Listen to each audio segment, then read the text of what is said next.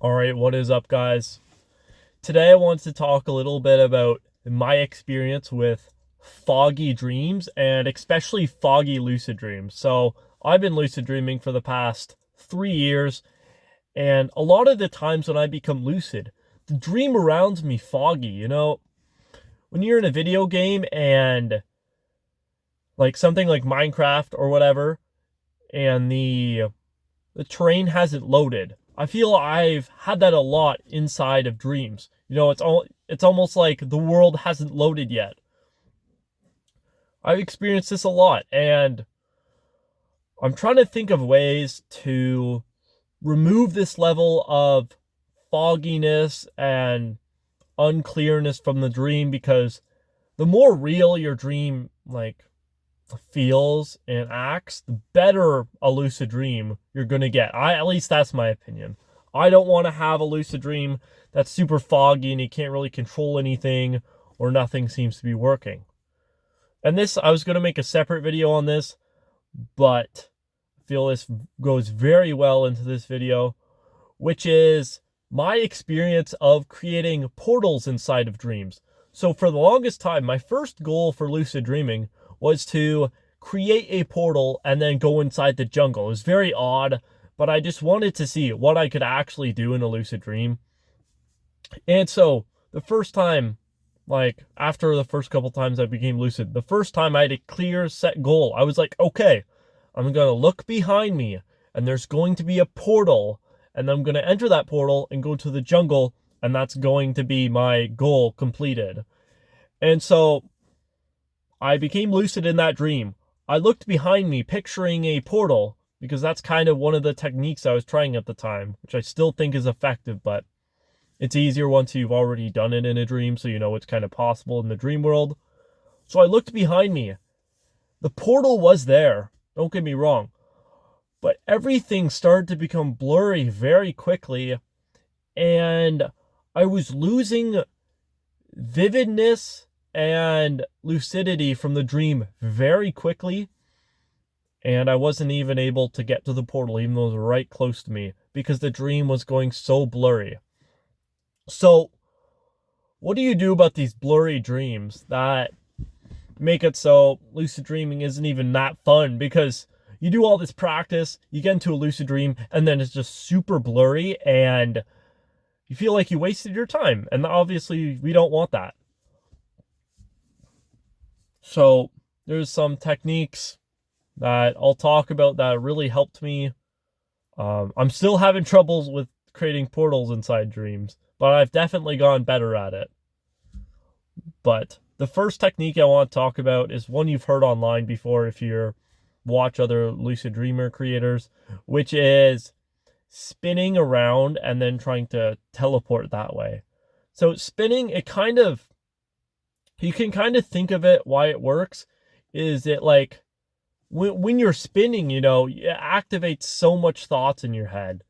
Like, you get dizzy. That's a good example. You get dizzy, all of your body is moving and things are rapidly happening.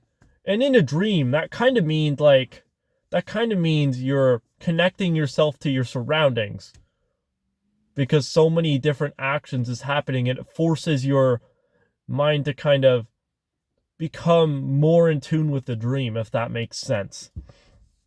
And that's actually one of the main things that all these techniques help you with dream stabilization and vividness, is just trying to ground yourself in the dream. And so spinning worked for me pretty well, but it wasn't really consistent. So then I tried another technique, and this technique worked very well. So I was lucid in my room. I tried the nose plug technique, which is you pinch your nose, try breathing through it. When you're awake, you can't do this, obviously, because you're blocking your air pathways. But in a dream, you're able to. The reason it works so well is because 99.9% of the day, you're just breathing without even thinking about it. So your brain isn't actually registering that you're blocking your nose. Your subconscious brain doesn't even recognize it, but your conscious brain's a little bit awake since you start to do your reality check, and then you'll become lucid, since you're realizing Like your one part of your brain's realizing that you're pinching your nose and the other part isn't. That's why that works. So I did that nose plug technique, and the dream was all blurry and I barely had any control. But I heard about this thing online, which is almost focusing on the ground, looking at the ground, and like stepping on things that in real life you would definitely notice you're stepping on. This could be like a pile of leaves, Legos. If you want to hurt yourself in the dream, you can step on Legos. But yeah, so there was a little bit of clutter in my room, I guess, at the time. So I purposely went and I stepped on that. I almost tried to look away from the rest of the dream and just focus on the one thing of stepping on the ground with the clutter, trying to picture in my head what that would feel like. And then it sort of, everything started to fit more. I was actually like feeling what it would be like normally when stepping on that clutter or whatever. And then it started to ground the dream, things were a lot less unstable. They were way more stable. And so after that, I had an awesome lucid dream. But the point is that I wasn't going to have a lucid dream. It was going to be one of those dreams that ends in like 15 seconds and then just, you wasted your chance of lucid dreaming. But I knew at the time, because I had a lot of those before, which was, okay, I've got to stabilize this dream before I go and attempt my goal in the dream. So that's what I did. I tried my grounding technique and it worked.